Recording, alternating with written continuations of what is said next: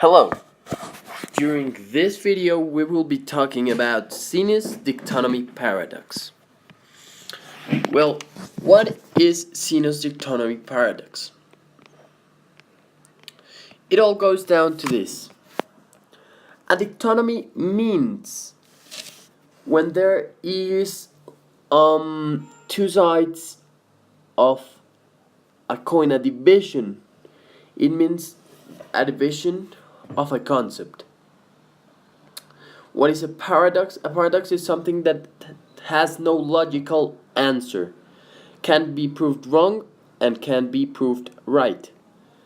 And Zeno was an ancient philosopher in Greece.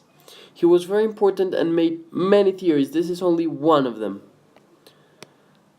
The theory is a certain subject is going from part A to part B, and each time he moves from a point to another point, the time is reduced by a half.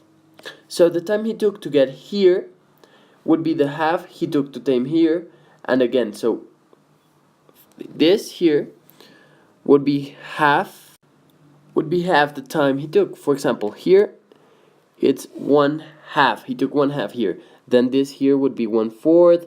This here would be 1/8. This here would be 1/16, and so on. Now, what Zeno says is that there is a point where the time reduces by so many halves.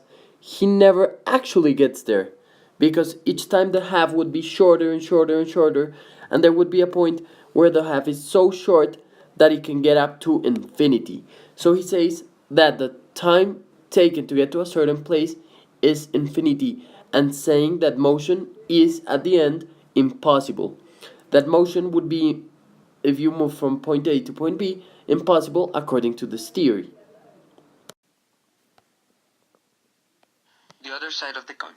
Now, as you can see, there is a square that has a total area of 1 centimeter. One side measures 1 centimeter and the other side measures 1 centimeter.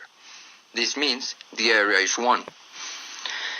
The square can be divided in different parts. As you can see, you can divide it in 1/2, 1/4, 1/8 till infinity.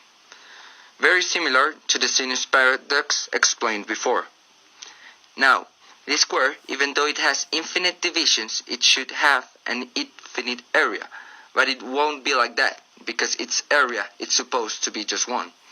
This means the square proves that no matter how many divisions you have, if you add all the divisions till the infinity, the area of the square will be 1. Your answer should always be 1.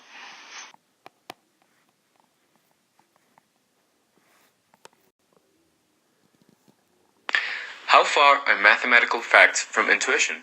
Well, they aren't as far as you might think. Intuition is what makes possible many theories and perceptions that have expanded beyond our knowledge. What does this mean? With intuition, mathematicians have made various theories that until this date are still being used. This is because a mathematician uses logical thinking to get to a point where the only possible answer can be formed using intuition.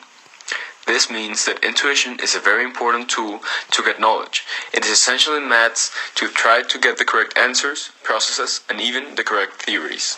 Follow your instincts. Perhaps if the first person to use math had never used intuition, no new discoveries would have emerged. Math originated several years ago, and many theories, such as the Pythagoras theorem and Zenos paradox, come from intuition.